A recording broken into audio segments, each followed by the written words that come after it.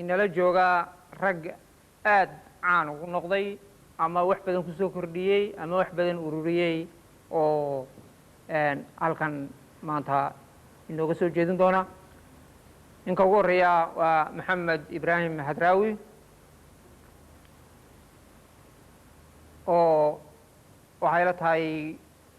hadduu dee is idhaahdo ma garanaysaa waxa haysaba qabo ay ma garanaysaa sanad annagana nagu qaadanayso. waxaa isna xaggan iga fadhiya gaxnuug oo gabayaa caanu reer Jabuutiya oo la wada yaqaana isna maansooyin fara badan leh kuwiisana haddii la yidhaahdo waqtiyada ka mid ah wuxuu ka maqli doono. waxaa halkan isna fadhiya cali mooge oo dhallinyarada soo kacaysa ee afgaaniinta ee kooxdan ka admaarisa oo leh ma garanaysaa heeso badanna leh wax badanna ay idaacadda ka baxaan oo inu isagana haddii la yidhaha wax ka maqli doono. ninka afraad ee xaggan iga fadhiya waxa weeye waa maxamed ibraahim lamumbe oo ninkii yaqaanaaba uu yaqaanaayey waxaan u malayn wixii gabay u dhegaystay cajaladii ugu horreeyey dadkao dhan maaragtay wada maansheeyey ninkii annagana soo gaadhsiiyey gabayadii hore waxa weeyaan sida xaqiiqda waa isaga. tii oon dadkuba xiise u qabin baa gabayo xankaasa ayuu cajalada ku qabtay dalkao dhan buu dhallinyaradii kolkaa wixii mutacalimiintaha iskuulladii wixii aan dee baadiyii waxba ka baran karin ayaabuu ugu deeqay. kolkaa isagaa dad badan ku kiciyey ma garanaysaa saarka suugaanta. waxaana anu adugu ku yala haysanaa kolleyba inta yadan dambe maansooyinkii siinleyd iyo wixii ka dambeeyey lamuu socon baan u malaynaya isagaa sheegi doona. waxaanse maanta ka codsan lahaa haddii uu waxoogay intuu si gaaban uu noogu akriyo gabayadaa hore ka mid ahaa oo nin uu u tiriyey nin kaleoo saaxiibkiia oo geerihiisa loo soo sheegay bal siday loogu calaacali jiray ama ninka loo calaacalayo dee nin walba looma calaacalo laakiin ninka loo calaacalayo inta sifa u lahaa ee ma garaysaa la tabayo nin isagaa inoo sheegi doonaa maxamed. waa taariikhdaas haddaba taa iskatada ee aada igu tilmaantay inaan heesihiinii dambiye waxaas ka shaqaynin waxa igu wacnaa anoo ka maqnaa dalka oo aan joogin markaas iminkana tixtaa aad i weydiisay waxaa tiriyey ninka cali jaamac habiil la odhan jiray isaga oo markaa ninkaa geeridiisii ka xumaaday oo u calaacalaya nin faarax la yidhaaho ayuu ku halqabsaday oo weydiiyey murugadiisa waxa ugu wacan. wuxuu yidhi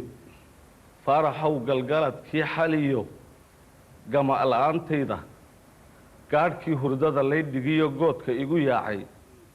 gasiinkii cuntada waxa aan gawska uga dahayy dar guryii ka yimi baa warbaas iila soo galay goblamooyin waxay sheegayeen guuldarriyo ciile geeridii xirsay ii sideen gacal ha waayeen abidkii rag waa go'i jiray tanuse waa gow-e lix hal oo u wada gaara ahaa gocanayee mooye midi waa haddii laysgalo oo geel la kala qaado gurmad noqonayaa iyo annagu guuto bixinaaba waxay gala fardoodoba haddii la isku soo gaadho geeryaalihii fule marka uu gaafka sare meero rogaalku garaangirin ogaa gocanayee mooye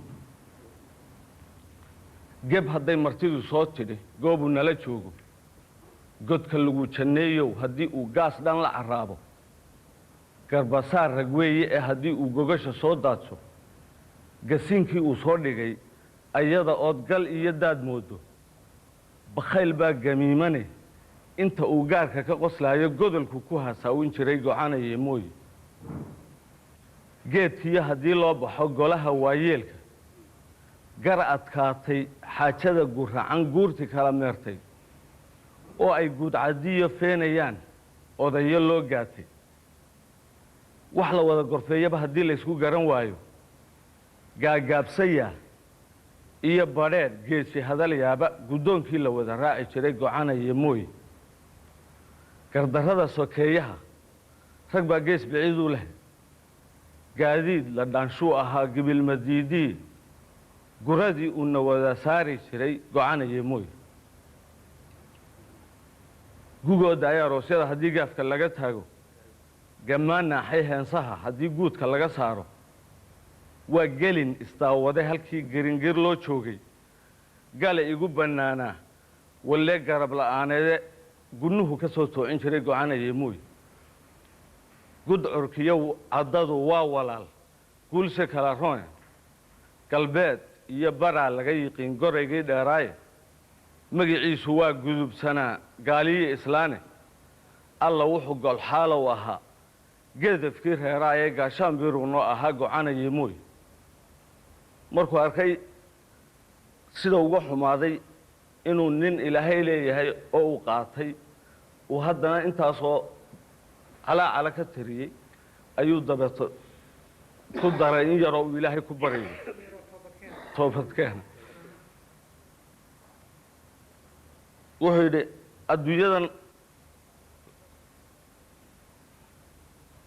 adduunyada laga galbaday tan iyo geeridii maxamed anuunbaa gobtahanyoonayo geesigii tabeye allahayo wax badan baan gefeeyey adigu haygoynin oo geestii nebigiinna mari goorta la ysqoraya buu yidhi markaa micnihi waxa weeyaan ninkan uu aada ugu calaacalay inkasta uu 60 shay uu ku sheegay ay ahaayeen 60 qofka kolkay u dhan yihiin yani lagu qiimayn karo ee la odhan karo waa ninkaas waa nin dhan haddana dee kulleyba qof waliba u dhimanaya halkiisi waa in la buuxiyaa oo kolkaa wuxuu ka dhigay inaan cid kalaba meeshii aynay jirin oo iyaad moodaa inuga yara ekaatay kolka haddana uu ka toobad keeno wuxuu yihi nebi maxamedba waa kii waa kii dee halkaa ku xijaabtay kolkaa dee isna waa inuu xijaabtaa weeye kolkaa taasi maxamed waa mahadsan yahay ta kale waxa weeyaan bal cali isna aan in yar usoo gudbiyo oo ah hees baa jirtay uu saaxiibkaa dheeraar qaadayay oo b b c da heshay tartankii ugu dambeeyey heestaha soomaaliga kolkaa midhaha adigaa sameeyey kolkaa bal heestii baad loo akri doontaa adiguna haddii alla yidhaha waad mahadsantahay ridash sida runta heesku wuxuu ka hadlayay hees jacayla wahaa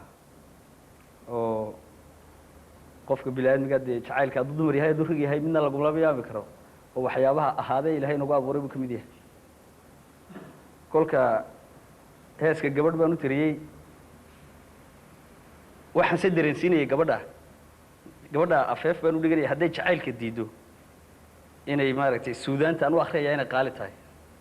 kharashkii iyo iska bixin doonta ha kolkaa inay suudaantii qiimayso oo ama heeska jeclaato ama se aniga jacaylka iga aqbasho mid un ay maaragtay ay qiimayso hadday yeeli weydana heeskaa u macnayn doonaba kharashkii baa iska bixinaysa ha ay kolkaa heeska ereyadiisu wuxuu ahaa haweenba intaan ka geyo markaan leeyahay waa diin ahaan waxaan ka hadlaya haweenba intaan ka geyo ama gabadh haybad liya xanaan iyo qurux ku taal ayaan hindisaha kalgacal keligaa hees kuu fikiray godkaan ka halowsiiyo haadaan ka bilaabayo hortaba waxaan helay midhi hareeraha waxaan ka raacshay misiig iyo lixin habaysan dabeed waxaan kuugu heesay markaan isku soo hagaajiyey haddaba baybaysi iyo riwaayad ha moodanine hamiga caashaqaan dartaa inuu ihayaad hubtaaye markuu ihridee la heesay waxaa hadhay kooraskiiye hawraartaan kuu bandhigay haddaad kama helin tidhaahdo jacaylkana iga hadlayso anigu hadal badan ma doonee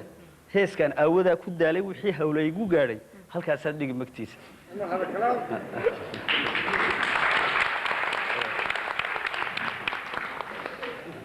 halkaasaad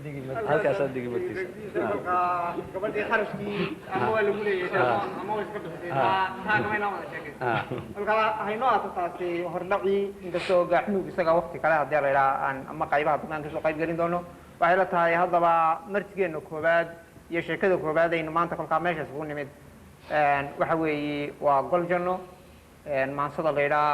oo maxamed ibraahim mahdraawi uu curiyey isaga iyaana inoo macnayn doona iyadaana isfurfuri doonta haddii a la yidhaahdo waa tafadal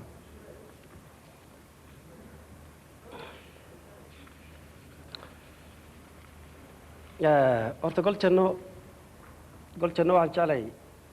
in la fahmo oo ay heestu la magac baxday gol janno waa xaafad ku taalay ama ku taalla magaalada Hargeysa ayaa la yidhaahdaa gol janno